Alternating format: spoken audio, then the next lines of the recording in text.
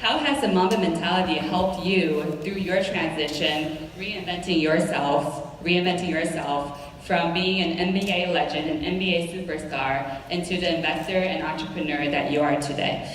Well, it's the same approach. Playing the game of basketball, you're looking at all the little details. You're studying everything. You're constantly training and constantly learning. And you're constantly solving puzzles. Some are big puzzles, some are small puzzles, but you're constantly problem solving. And I just took that and transitioned it into what I'm doing now. Same approach, same attention to detail, same kind of relentless pursuit for doing things to the best of your ability all the time, no compromise with that. And that's how I've been able to evolve. Even though I'm not playing the game of basketball anymore, the game is still with me because I'm carrying with me all the lessons that I've learned in 20 years of playing in the NBA and 35 plus years of playing in total. So. And what do you think was the biggest challenge that you faced during your career at the NBA and transitioning your career to an investor and an entrepreneur? Well, it's having the courage to move on and do something else. It's very hard. You've been playing basketball or you're building a company and you're extremely successful at it.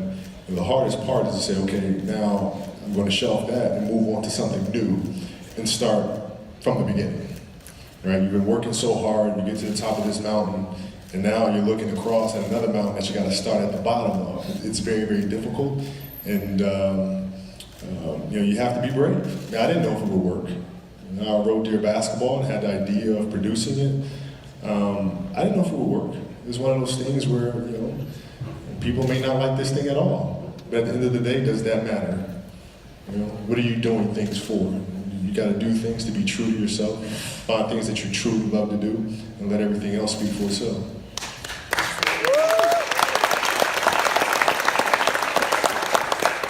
So where do you find that bravery? I know oftentimes the most difficult thing is to make that very first step. Yeah. So how did you find that bravery for you to take that first step? Well, for Dear Basketball, it was as simple as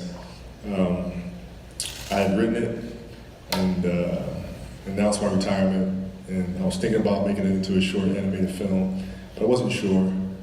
And then Gianna, who's one of our daughters, she's the middle one. They all knew I was making it a film, but she would sit next to me while we were watching the Oscars, and the category for short animated film came up, and she goes, "Hey Dad, we're going to be up there next year." And I was like, "Huh?" I never said I was going to write it. She said, "Well, come on, you always talk about Mamba mentality and like doing it, do it." I was like, "How old are you?"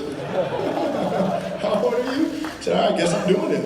I guess I'm doing it. You got to lead by example." So for me, it came from leading by example with my children that gave me kind of that final push to go ahead and do it.